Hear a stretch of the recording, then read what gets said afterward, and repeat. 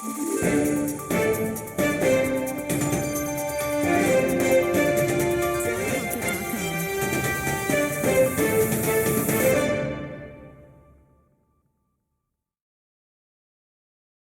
नमस्कार, मैं कौस्तुभ उपाध्याय प्रखर खबर में एक बार फिर आप सबका स्वागत। दोस्तों, अपनी अलमस्त मिजाजी के लिए दुनिया भर में मशहूर काशी यानी वाराणसी में एक बार अचानक फिर से सरगर्मियां बढ़ गई।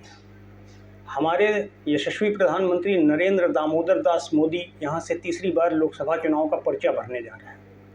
नामांकन पत्र दाखिल करने की अंतिम तारीख यानी 14 मई को वो एक लंबा रोड शो निकालने के बाद अपना नामांकन पत्र दाखिल करेंगे। बताने की ज़रूरत नहीं कि इससे पहले 2014 और 2019 में प्रधानमंत्री मोदी यहां से चुनाव लड़कर भारी बहुमत से जीत हासिल कर चुके हैं। नामांकन की प्रक्रिया शुरू होने के साथ ही पूरा का पूरा डॉगी मीडिया एक सुर में पीएम मोदी के महिमा मंडन की खबरें परोसने और उनके नामांकन प्रक्रिया की तैयारियों, उनके कार्यक्रमों की भव्यता का गुणगान करने में जुटा हुआ है। किसी चैनल ने खबर चलाई कि प्रधानमंत्री मोदी पे 5000 किलो गेंदे के फूलों और 10,000 किलो गुलाब के फूलों की वर्षा की जाएगी, तो किसी ने समाचार दिया कि पीएम की लगातार तीसरी बार प्रचंड जीत के लिए भाजपा के चाणक्य अमित शाह ने वाराणसी में मोर्चा संभाल लिया है। चैनलों के इस सब चारण गान के बीच एक बेहद ज़रूरी और हैरान कर देने वाली खबर को दबा दिया गया।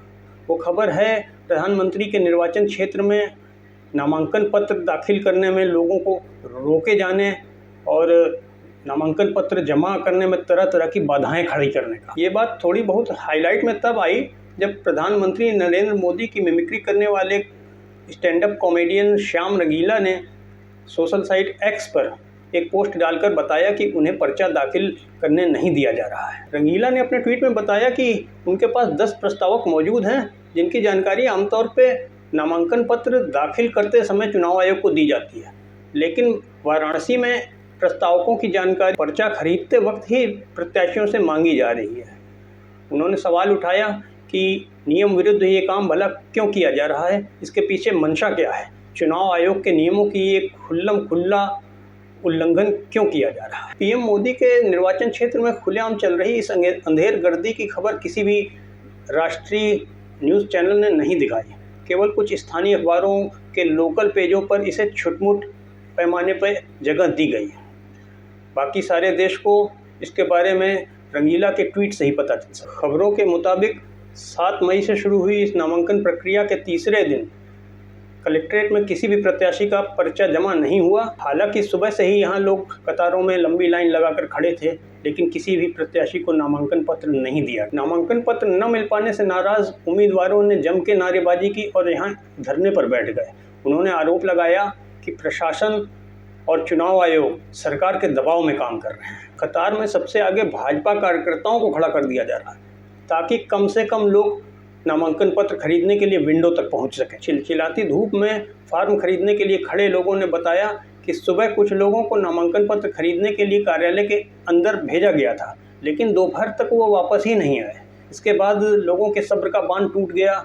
उन्होंने पुलिस अधिकारियों से भी इस बारे में पूछताछ की तो उन्हें कोई संतोषजनक जवाब नहीं मिला, जिससे गुस्से में आकर वे धरने पर बैठ गए और नारेबाजी करने लगे। उन्होंने आशंका जताई कि सूरत, इंदौर और खजुराहो जैसा गंदा खेल यहाँ भी खेलने की तैयारी चल रही है, जिसके तहत प्रधानमंत्री नरेंद्र मोदी को बड़ी से बड़ी मार्जिन से चुनाव जिताकर लोकसभा भेजने की तैयारी की जा रही है। धरने पर बैठी एक महिला वकील ने बताया कि प्रत्याशियों को नामांकन पत्र भरने से रोकने की ये साजिश कचहरी से लेके बैंक की शाखा तक चल रही है, जहां लोग नामांकन शुल्क भरने के लिए चालान जमा करने के लिए जा रहे हैं। वाराणसी से नामांकन पत्र भरने के लिए बिहार के सहरसा से आए रमा शंकर ने बताया कि वो अपना चालान जमा करने के लिए बैंक में लाइन में लगे थे, तभी उनके पास एक पुलिस वाले और 2 नेता टाइप के लोग आए।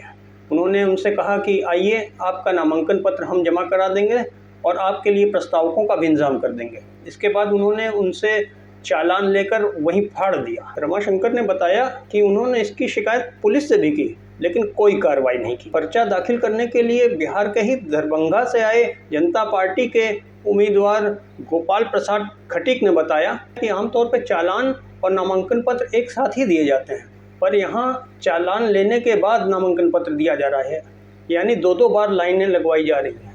इसके पीछे प्रशासन की मंशा ये है कि लोगों को इतना परेशान कर दिया जाए कि वो नामांकन पत्र दाखिल करने की बात ही भूल जाए। इस तरह से यहाँ खुल्लम खुल्ला लोकतंत्र की हत्या की जा रही है।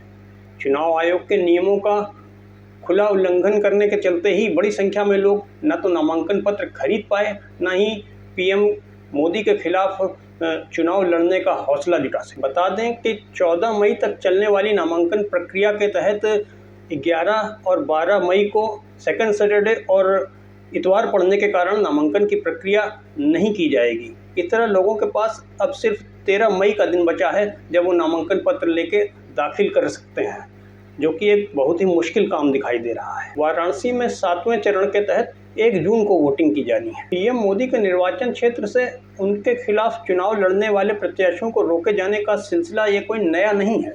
याद कीजिए 2019 के चुनाव में भी सुरक्षा बल की नौकरी छोड़कर आए जवान तेज प्रताप ने जब पीएम मोदी के खिलाफ चुनाव लड़ने का प्रयास किया था तो उनको किस तरह से परेशान किया गया था। ऐसे में सीधा सवाल ये उठता है कि अगर हमारे प्रधानमंत्री अब की बार 400 पार को लेकर इतने ही आश्वस्त हैं तो फिर उनके निर्वाचन क्षेत्र में ये चिंदी चोरी का खेल क्यों खेला जा रहा है। ये साफ साफ बताता है कि हमारा प्रधानमंत्री डरा हुआ है।